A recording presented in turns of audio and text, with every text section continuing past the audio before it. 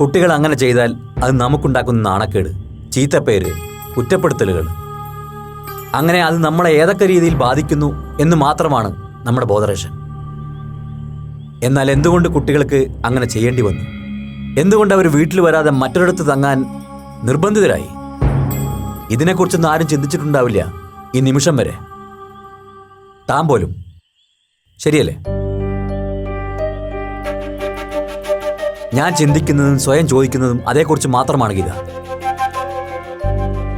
എന്തുകൊണ്ടാണ് നമ്മുടെ കുട്ടികൾക്ക് ഇങ്ങനെ റിയാക്ട് ചെയ്യേണ്ടി വന്നത്? എന്താണ് അവരെ അതിനെ പ്രേരിപ്പിച്ച ഘടകം? ആദ്യം അതിനാണ് നമ്മൾ ഉത്തരം കണ്ടെത്താൻ ശ്രമിക്കേണ്ടത്. അതിന് കഴിഞ്ഞാൽ എല്ലാ പ്രശ്നങ്ങൾക്കും ഒരു പരിഹാരമാവും. അപ്പുവാണ് മാളുവിനെ കൂടെ വഷളാക്കുന്നതെന്നാ ആ ഇന്ദിരാമ്മയുടെ പറച്ചില്. പണ്ടൊക്കെ നമ്മൾ കേൾക്കാതെയുള്ള കുശുശുപ്പേ ഉണ്ടായിരുന്നുള്ളൂ. ഇപ്പോൾ മുഖത്ത് നോക്കി വിളിച്ചു പറയാനുള്ള ധൈര്യം കാണിച്ചു തുടങ്ങിയിരിക്കുന്നു. ഒളിഞ്ഞും തെളിഞ്ഞും അവരിങ്ങനെ ആവർത്തിച്ചു കൊണ്ടിരിക്കുമ്പോൾ അതിലല്പമെങ്കിലും കാര്യമുള്ളതായി അശ്വതിക്കും മുരളിക്കും തോന്നില്ലേ?